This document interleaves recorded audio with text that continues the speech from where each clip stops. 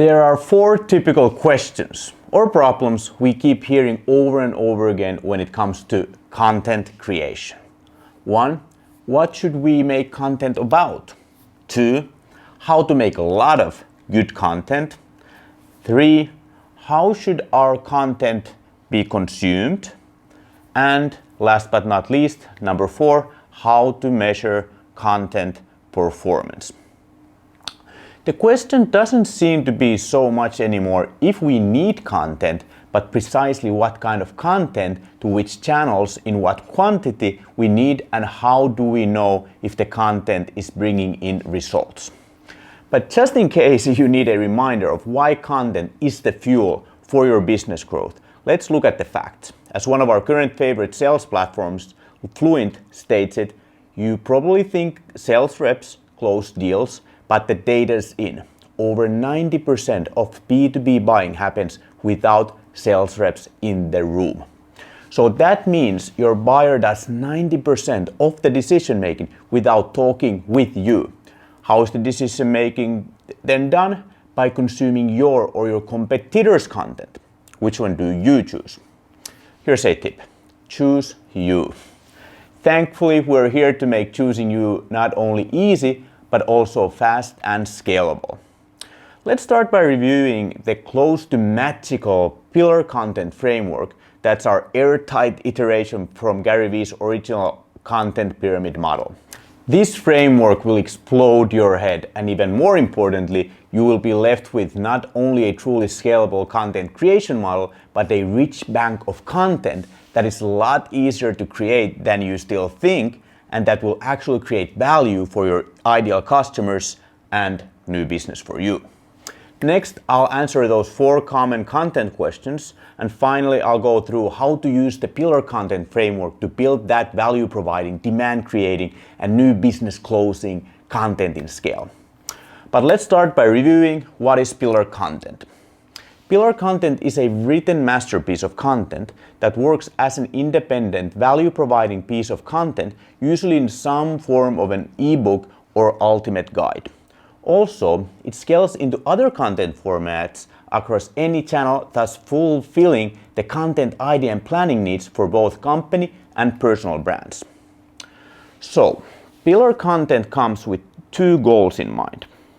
First, the pillar content is for writing out from around 8,000 to 12,000 words, the ultimate guide or tutorial for your dream customer on how they can get to their dreamland by joining your vision and in the end, well, put it simply, by giving money to you. Depending on your business type, your masterpiece of pillar content can be a visually branded digital or a physical document. Think of a graphic ebook in this case. Or it can be something just as simple as a Google Doc, like the one we recently did, which you can check out from the notes. It's good to think about the format of your content masterpiece, but that's not really that important, to be honest. Your masterpiece content is important because it gets the attention and creates a change in your dream customer. A change that will eventually end up mounting into your dream customer giving you money and telling their friends they should do the same. So it's not the cover, but the inner beauty we're after here. Another, believe it or not, key factor with your pillar content masterpiece is that it's designed to be shared completely free to anyone interested. I mean completely free, not just free from asking money for it, but free from even asking for an email for it. We've studied endless pieces of pillar content. We've nailed the model that works and have a really cool framework for its structure and execution to share with you in just a bit. But before that, in a nutshell, your pillar content as a single document is to sell your company's unique vision of the future to your audience and help them understand how you're the undisputed best solution for them to get to the vision. To deliver this message, you don't want to create any unnecessary friction, especially not any annoying email walls. Okay, hopefully you got the juice of what pillar content can do for your positioning and content marketing. So once you have your pillar content piece, put it together into a single document for your audience to get excited about your company's vision and how your services and products can help them.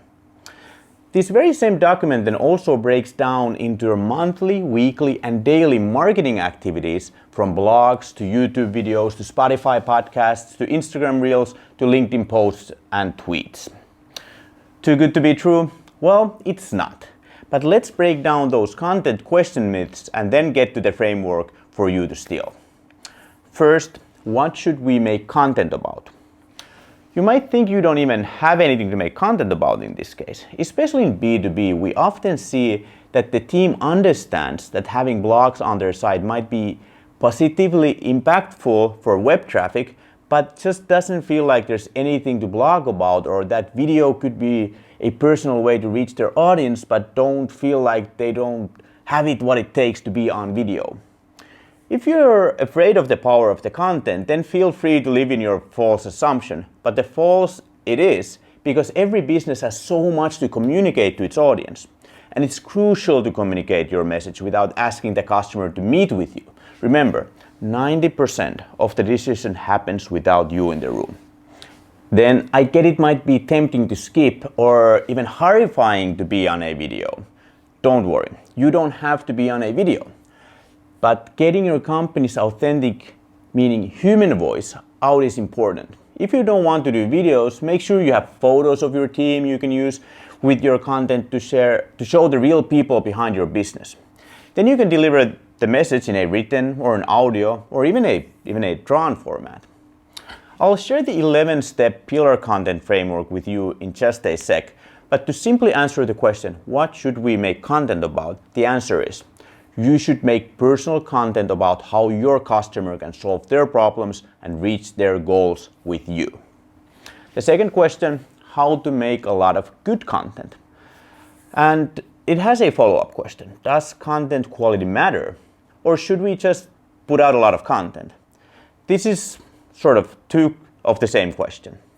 Yes, the answer is quality matters a ton, but once again, I want to highlight that the definition of quality here is to provide value to your customer in a manner that enables them to become your paying clients. And then, how do you ensure that your content provides value? By staying in constant communication with your audience. Ask them if they like the content, if they got value from it, did they become a paying client? Then iterate accordingly. This is how good content is created. If you make videos, yes, audio quality and lighting matter, but not because it makes you look cool on YouTube, but because watching a video with bad audio or lighting is torture. The same goes for all the other content formats. We need to make sure our content is structured and built so that it's as easy as possible for our audience to understand and even get hyped about our message. The good news is that this requires a very minimal investment these days. Even if you decide to go all in on the podcast, you don't need to create a high-end studio these days, but simply your laptop and internet connection will do. The a lot of content part will then be easy for you soon once we deconstruct the pillar content format. So keep watching. Although I must warn you that you came to the wrong place if you were looking for an easy AI content creation hack. The third question then, how should our content be consumed? The only right answer is in the channel of your customer's choice. Where your customer hangs out, your content needs to hang out too. And the spoiler alert is that it's more often than not your website.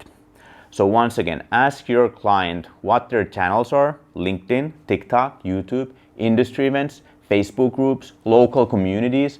Then adapt your content to fit to those channels. The other key consumption feature is that, as stated earlier, your content should be, by design, enabled to be consumed freely and natively in the channel of your customer's choice. Fourth and last, how to measure content performance. There are solid digital content performance metrics that are a good idea to monitor closely. Those content KPIs can also easily be tweaked to match your overall business goals. So for example, if your goal is to increase brand awareness, we might measure content awareness across the chosen digital channels where the content is distributed. If we were to book new business meetings, we want to follow the content click-through rate and landing page traffic. But I believe the classic digital marketing jargon term, vanity metric is a good one to throw out here. Since these are, in the end, nothing but vanity metrics, our audience, me or you, no longer follow a linear content path. If you sell anything that costs over 30 euros, don't expect your prospect to make a purchase on their mobile device after the first time they see your content. We need to be delivering value with our content to our audience for possibly an annoyingly long time. Then it might be a completely different channel or type of reaching out in the end that the prospect decides to let us know they're interested in becoming a client. So really, the best way to measure content performance is to talk with our prospects and customers. Where did they first hear about us? What was their favorite content we did? How did they end up deciding to reach out to us? Finally, and so on. Next, it's time to dive deeper into the Pillar Content Framework. The Pillar Content Framework is an 11+1 step content building process for you and your team to create a masterpiece of content to be shared as a single ultimate resource for your customers, and that scales into your weekly and daily content distribution across any format and channel, from blog to YouTube to LinkedIn to Instagram to Twitter to local gym class. Building the Pillar Content document in itself is an enormously valuable exercise for your team to understand how your business is different from the competition and can deliver unique value to your customers. So please, even if you might be thinking that what a great idea to have ChatGPT write this content document for you, don't do it. Do the work, take the learning curve, build a personal piece of ultimate content, and become the master of communicating your unique value prop. You can see and copy the framework here. I'll link it in the notes, but here's a quick run through of it too. First is claim, and that means why do we know this stuff? Customer references and testimonials go to this part too. Second is for whom, basically who is this for? Third, for who is this not? Very important just as well. Number 4, the future insight. What is our company's unique insight about the future? Number 5, the goal, and that means the dreamland we're trying to help our customers get to, and especially that our customers want to get to. And number 6 is the old way that our customers and the market try to get to the dreamland. Number 7 is the new way of trying to get to the dreamland that makes it possible finally to get there easier, faster, cheaper. The number 8 is the problem, meaning why it is hard to transfer from the old way to the new way and get to the dreamland with the new way. Number 9 is the solution, how it's actually being made easy today to get to the dreamland. And 10, and this is where you come in, why you? Why is your brand, your business, your service and product absolutely the best to provide the solution? Number 11 is CTA, how the customer can take action. The +1, so number 12, is Q&As, and this is an important part. List all of the possible additional questions and answer to those, how your service and product can be used. Maybe these parts are self-explanatory, but if not, do not hesitate to reach out to our Create OS team, and we'll be happy to go through them with you. But in its essence, these parts are a detailed conclusion of thousands of hours of studying and researching B2B communication and content models. Each part works as its own topic or a heading in the document and can then be used as separate content pieces across any channel. The parts here together create a unique method that will first attract your audience's attention, then spark them into taking action, and eventually understand that taking action with you is the best way for them to reach their goals. It's like a beautiful story where your customer is the hero and you're their wise and mighty guide to overcome any obstacle together and win the day.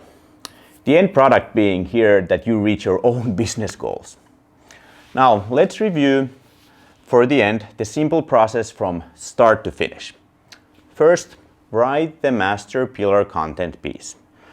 When it comes to writing out the parts, you ideally have the outline and core concepts for each part from the strategy phase you have now done. You haven't done the strategy part yet, make sure to check it out from the notes, since those workshops will provide you with the insights to make writing out the pillar content piece a breeze. Once you have the strategy document and insights in it done, you should be able to write out the pillar content piece fairly straightforwardly. In the time spent, we've noticed that on average it should be on the safe side to calculate that you can write 500 words in an hour. So 11 parts, 1,000 words for each part, in total 11,000 words divided by 500, it is 22 hours. So if you can put an hour into this each weekday in 1 month, you'll have the ultimate guide for your audience to solve their problems with you. Now you have one ultimate document to share and show your audience that you know the most about solving their problems. Then comes the number 2, split it into sub-content.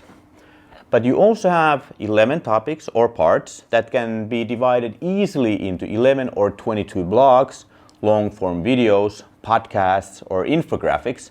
These are called sub-content pieces. And third, you split it into micro-content. So the same master document also bends into daily LinkedIn posts, tweets, or YouTube shorts. These are called micro-content pieces. And 4, schedule the content to your marketing calendar. You can basically then schedule the 11 parts from the pillar piece to be shared as their own sub and micro content pieces in the same orders as they are in the framework to make filling your annual content calendar easy. So you would have a specific theme for each month and then deconstruct that theme or part from the pillar content piece into weekly and daily posts. Then finally, here are some last tips for organizing your content production. So how you structure and execute the content and reconstructing into sub and micro content pieces depends on what's the size of your team and how your team is organized. Still, we recommend having a production day or one split into a few days for your marketing to refine these weekly and daily posts from the master document and then schedule them for your strategic channels.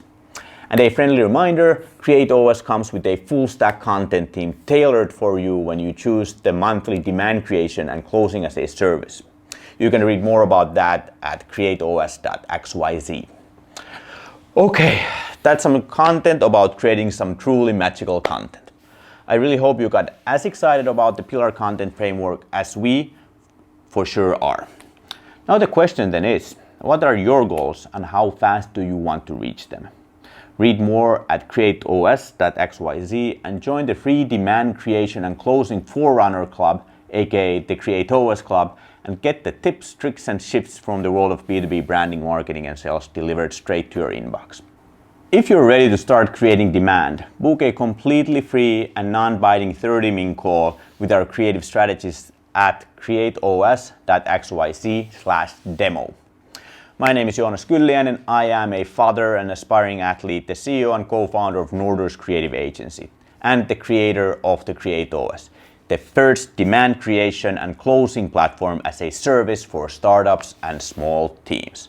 Thank you so much for watching. Now let's do some meaningful marketing together.